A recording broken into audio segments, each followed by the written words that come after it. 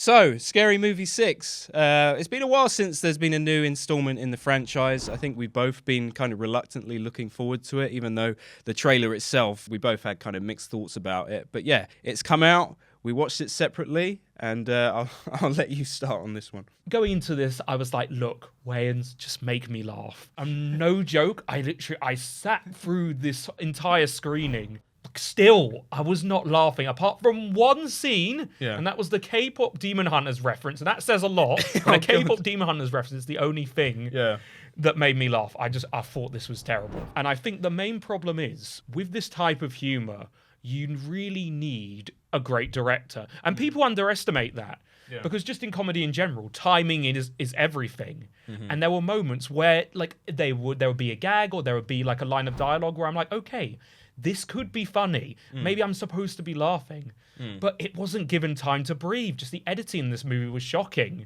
Like jokes and punchlines will come in and you're not given any time to absorb it. Yeah. So I think what makes a joke really is the time you're given to take it in and appreciate the joke. And yeah, the director, it was awful. It didn't allow me to do that. Just comparing it to the recent Naked Gun movie, which I think did pull off the comedy a lot better. Much better, yeah. That movie as well, that also did, like, it did a good job at kind of balancing the jokes with genuinely kind of clever visual gags. Yeah. Where the camera work is also playing its part in the comedy. Whereas with this one, it just felt like all the comedy is just coming from the script. It's just jokes after jokes after jokes after jokes that just kind of, they don't even connect. The scenes don't really connect together at all. It's like they had a punchline. They wrote the scene around that. Yeah, yeah. And like, fine, I'm not looking for like logic within Scary Movie. Yeah. But at the same time, even with something like Naked Gun, there is a reason why, this joke is made. It connects to the scene. There's a narrative thread. There's a narrative point. There's hardly any narrative in this movie. It felt like a complete fucking fever dream because there's nothing to follow. There's no reason to follow it. I mean, the dialogue is just ridiculous. Like in the first one, there's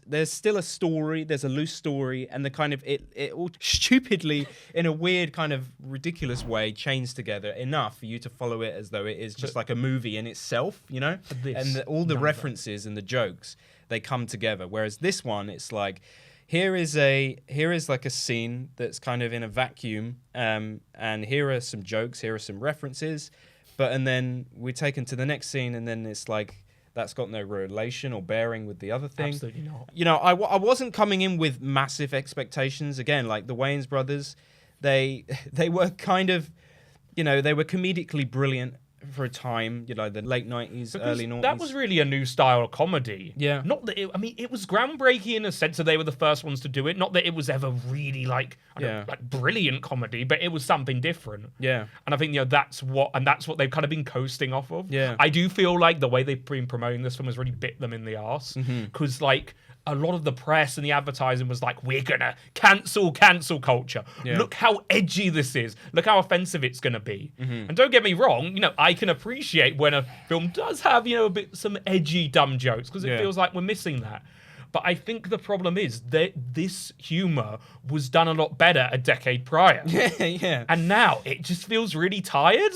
Yeah, and it's just not even shocking anymore. Exactly. And like, don't get me wrong, it can still be done, but you have to just have great actors, a great script, and like even then, like even these parody films, sometimes a good story, which this doesn't have. No, there's no story. And I just thought, you don't think they cancel culture with this film? No, again, it's too out of date. We've gone past that era now. Yeah. But let me just give you a list of the sort of jokes that you're in for if you do go and see this movie. Butt plug jokes, white people jokes, police brutality jokes, black slavery jokes, patriarchy jokes, BLM jokes, Jeffrey Epstein jokes, black people jokes, Trump jokes, woke jokes, DEI jokes, hook twirl jokes. When I heard that in the theater, I was like, am I hearing this? Streamer, crypto jokes. Kai Cenat. I don't even know who Kai Cenat is, but Kai Cenat jokes are the Kai Cenat fans. ChatGPT jokes, COVID jokes, tiny dick jokes. The list just goes on. Like every single reference. And this is the thing, like, where was the horror element as well? Like that was just like abandoned. Like it's the thing is, this is what we were saying about the original. It was a horror movie, like parody primarily, that was majorly influenced from movies like Scream, and it took it to an extra dimension, and it spoofed pop culture. Whereas this isn't really spoofing pop culture as much as it is literally political commentary, which is already dated in 2026. And it felt like this film was also made for like very much the TikTok generation because everything goes by so fucking quickly. Yeah, it's a brain rot film, but not in like an entertaining way. I personally found it quite entertaining, though. I'll say. I mean, as bad as it was, I was never kind of bored. I did have a couple of drinks before I went to see it because I was just preparing myself for it. So that kind of did help. I think if you watch it in a certain mood where like you're drunk and you're more inclined to laugh at stupid shit, it does help a lot. But there are some things that I liked about it. The fact that like the music within the movie was it was so self-serious. Like, and this was great about like movies like Scary Movie 3, for example. If you go back to that movie, the music itself is so serious and as if it is placed within an actual serious kind of drama or horror movie, which is something that I enjoyed. It never felt like it was trying to, shove the funniness down your throat in respect to that. It was kind of like, yeah, this is what a parody should be doing. It should some elements of it should be taking it seriously as though it is a real kind of movie. The nostalgia to a certain degree did kind of work for me. It was nice to see Shorty back. Yeah, and Brenda. Brenda is the MVP of the whole thing. I love Brenda. She's the best character. So it was nice. It was nice seeing her back. I didn't see Anna Faris back. There were just parts of it where I just felt like if they just calmed down a little bit, just didn't have to feel the need to shovel this shit in. In particular, the scene on the train that was played in the trailer where she's like talking about pronouns and then the references to being intolerant and all that stuff. Like. There are moments like that could be peppered in and out that doesn't have to, take center stage. But there's certain scenes where that is literally just the whole topic of the dialogue. Yeah, I just think when it comes to meta humor, it can still be done well. It can still be done in this day and age, even though it is very tired. Yeah. But it's all about execute. That comes down to anything. It's all about execution. Like, that just isn't enough. And this film very much has the attitude of like, oh yeah, we know we're being woke here, we're being offensive, but it's fine because we've stated it. That's not enough.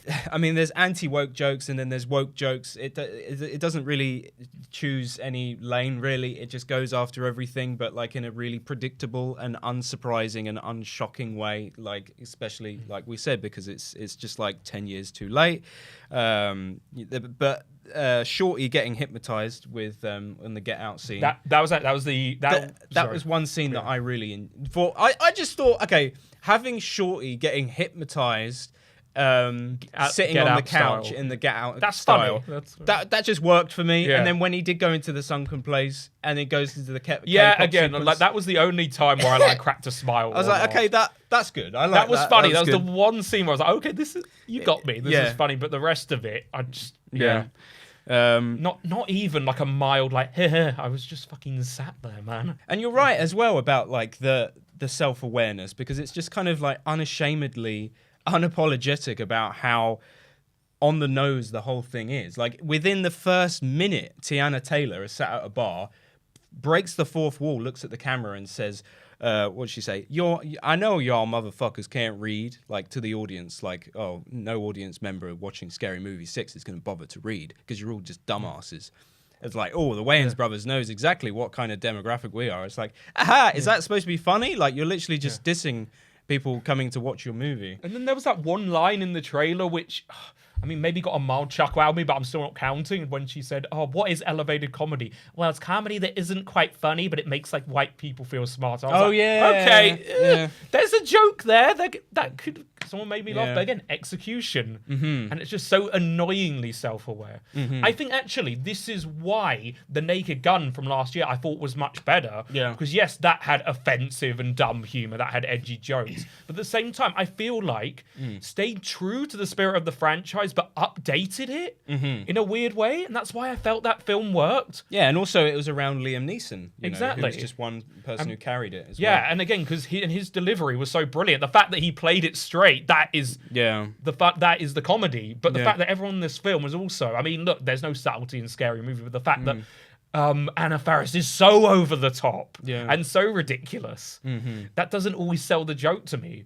Whereas, like Liam Neeson, I don't know, he's just so like dead-eyed, stone cold. That's what makes it funny. Yeah. So I thought that's really what this film should have been, honestly. Yeah, I mean, the main point I'm trying to make is that, like, it's not like the original itself didn't have its own issues. I just think because it was something that was so new, something that we hadn't seen before, even though a lot of the gags were lazy and, maybe a little bit too on the nose, it got away with a lot of those things. And as well, there were more kind of visual gags to kind of prop it up and make it still rewatchable to this day. Oh, 100%. It's still rewatchable now because the gags are just more clever and interesting. Actually, the most egregious thing for me was really the ending. Because I don't know if you picked up on this. Obviously, the third and fourth film were not directed by the Wayans brothers. I can't remember who directed the fourth, but obviously David Zucker did the third. David Zucker did the fourth as well. Oh, he did? Okay, fine. Yeah, so David Zucker did the third and fourth for context, and it was taken out of their hands. And I found it in a really, egregious way. It was quite annoying. The ending was kind of like a middle finger to that. Yeah. Because it was kind of like saying, fuck all the reboots. Yeah. Even though this is a reboot, you can't beat the OGs. But that annoyed me because I weirdly think, again, I think Scary Movie 3 is the best one and it wasn't directed by them. So I don't know what that says. Yeah, and I think it's funny how also the movie itself is literally giving a middle finger to the new cast. It's like we kind of knew that you weren't that enchanted with the cast, the new cast in this movie. But that doesn't make it good. funny. That's not funny just because you say it. It's funny. So what does that mean for Scary Movie 7, which is inevitably coming? Oh god, fuck knows at this point. So the budget for this movie was I think it was like 30 million, and it's already made about like 180 million back, which is crazy. Like it's done its fucking job. Yeah, that's the thing that's so frustrating about it. Well, do you know why? Because in a way with this franchise, and this is why it's such it'll be a big money maker. Yeah, there will always be teenagers around. Yeah. And if you are from the ages, I'd say 13 to 16, though I hope most 16-year-olds will grow out of this, you will find this absolutely hilarious. This might be your first comedy. Yeah. That's why it's made that amount of money. Yeah. But yeah, I mean, there were, like I said, some things that made me laugh. I laughed about 5 times. I wrote them down. So I laughed about, there was a crypto joke that I laughed at. I remember the one. Whereas he's made $1 million and then I'm 108 million down now. Yeah. That's the one. And then there was one funny shot where it's cutting to an old man in the church gasping, and it was just a funny reaction shot. I just thought it worked quite well. The sassy the sassy doctor, where she said that she just got the job through DEI, made me laugh. She said this stabbed up old bitch needs to rest. I thought that was quite funny. There was a tiny dick joke, which it did make me laugh. And then the dreadlock guy, who was stuck in the lock in the front door. For some reason, that was just quite funny to me. Apart from that, well, you're a better man than me because again, but I was drunk. Remember, I was drunk. But yeah, give us a story. There needs to be some rules in these spoof movies. Otherwise, it just falls flat. The whole thing just breaks apart in your hands. Like you need a narrative. You need some kind of rules for the story to make sitting through this 2-hour-long fucking thing work. A teensy bit of logic. I'm not expecting Barry Lyndon, Stanley Kubrick levels. Yeah. Christopher Nolan, but still, tiny bit of logic. Yes, exactly. So I can follow along and stay 100%. Interested, rather than just giving me a series of sequences that are just so kind of lazily written. And what I found fascinating as well is it really fell flat how it kind of interweaved these different references to the horror movies, because that's the major part of it. There was very little of that. Yeah. And actually, the interesting thing is, look, I haven't kept up with the Scream franchise. Yeah. But I'm pretty sure, the central Scream film that it takes, I guess the basis of his plot from, you called it that, is already, already seems outdated. It's from one of the older Scream films. Yeah. Which is really odd, because they didn't even, parody anything current. Apparently, the weapons scene was a reshoot. I didn't even laugh at that joke. The weapons was just that was just a couple of shots. Very lazy, just having kids running. Yeah. But it didn't really thread into the horror genre at all. No, nothing. That's the thing. That's a massive part of it. This is a scary movie. This is supposed to be taking the piss out of horror movies, but no. Instead of doing that, you're spending your time giving us stupid political commentary. Yeah, because at least like with Scary Movie 3, that is largely a Signs parody, which is perfect. Yeah. It knows what it is. And what I find funny about Scary Movie 3 is that I don't even think David Zucker particularly liked horror movies in itself. I mean, even Scary Movie 3, as funny as it isn't really a horror movie. No, like, it's just like, it's very a screwball comedy. I mean, you've got fucking 8 Mile in there. What the hell's that got to do with anything? But it kind of managed to pull it off. So it's like, if you're not going to do that, at least give us some kind of talented director or something to bring this all together. Like the Wayans brothers, guys, you were great, man. You are comedic geniuses in many ways, but you also need... You need a kind of a vision to pull this all together. People aren't as impressed these days with stuff like that. So yeah, it's unfortunate. Yeah. But at the same time, I think I enjoyed it slightly more than you. But perhaps that's just because good on you, man. I had a couple of drinks before I went to the cinema.